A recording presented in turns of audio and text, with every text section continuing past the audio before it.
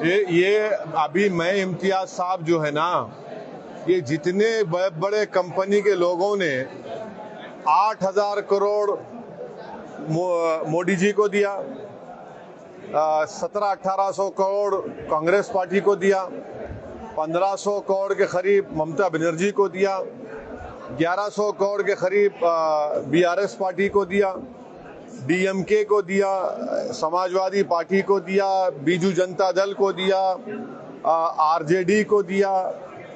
मगर इन तमाम लोगों में ये जो खरीदार थे ये बिकने तैयार हो गए। खरीदार इनको खरीद लिया और हमारी बैड लक बोलिए या गुड लक बोलिए, हमको एक पैसा नहीं मिला, मगर फिर भी हमारे गले में सांप है बी टीम का।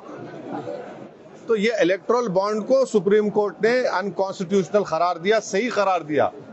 मगर जब अनकॉन्स्टिट्यूशनल करार दे दिया गया और हमारे देश के प्रधानमंत्री बार बार ये बोलते हैं, ना खाऊंगा ना खाने दूंगा, जो खाए हैं उनसे वसूल करूंगा, या तो खा के हजम करके डकार ले रहे।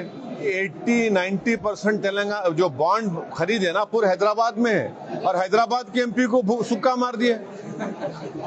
के बदायूं में 2 बच्चों का मर्डर होता है, उस इल्जाम में एक जाकिर नामी शख्स को एनकाउंटर में मारा जाता है।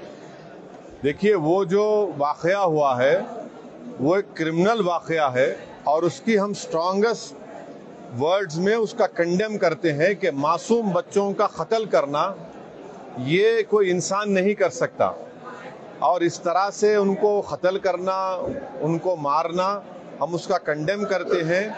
और हम फिर से कह रहे हैं कि जब तक कोर्ट्स हैं, अदालत है, कानून है, तो कानून से उनको पनिशमेंट दिलाओ। आप रूल ऑफ लॉ से देश को चलाइए, रूल ऑफ गन से मत चलाइए। मगर वो जो ट्विन मर्डर हुए, हम उसका स्ट्रॉन्गेस्ट पॉसिबल वे में उसका कंडेम करते हैं। मैं भी पार्टी हूँ उसमें, तो सुप्रीम कोर्ट में चल रहा है मामला।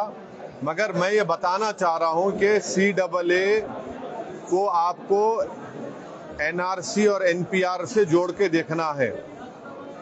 हमने जब मैं और इम्तियाज जलील साहब ने उस बिल को फाड़ा था और हमारी पार्टी की तरफ से हमने कहा था कि CAA को अकेला मत देखिए, आप NPR NRC बनाएंगे। तो उस वक्त के होम मिनिस्टर और अभी होम मिनिस्टर अमित शाह ने कहा था कि OECD इस देश में NPR NRC आएगा। हमारे मैनिफेस्टो में ये बात शामिल है। यहाँ की आवाम ने, जनता ने बिला लिहाज समुदाय को देखे, मजहब को देखे, कास्ट को देखे, एक हिस्टोरिकल कामयाबी इम्तियाज जलील साहब को दी है। और मेरी नज़र में इम्तियाज जलील साहब ने बहुत बेहतरीन तरीक़े से औरंगाबाद की जनता की खिदमत की, उनकी तकालीफ को, उनके मसाइल को पार्लियामेंट में उठाया। मुझे यकीन है कि दोबारा इस पार्लियामेंट कॉन्स्टिट्यूंसी की आवाम इम्तियाज जलील साहब को अपना MP बनाकर उनको कामयाब करेगी, क्योंकि दूसरी जानिब जो पार्टीज़ है वो उनकी जो राजनीति है वो नफरत के ऊपर बनी हुई है। राउत ने आज बुढ़ाना में सभा में प्रधानमंत्री नरेंद्र मोदी की तुलना औरंगजेब से की है, और उन्होंने कहा है कि जिस तरह प्रधानमंत्री नरेंद्र मोदी गुजरात में पैदा हुए, दिल्ली से पूरी सत्ता चला रहे हैं और महाराष्ट्र में नुकसान पहुंचा रहे हैं। गांधी को मारने वाले कहाँ पैदा हुए थे? गोडसे कहाँ पैदा हुआ था? ये जो मुंबई की सड़कों पर फसाद हुआ था जिसमें हिंदू मुसलमान मारे गए थे, उनको मारने वाले कहाँ पैदा हुए थे? भिवंडी के फसाद में जो गरीब लोग बर्बाद हुए, उनको बर्बाद करने वाले कहाँ पैदा हुए थे?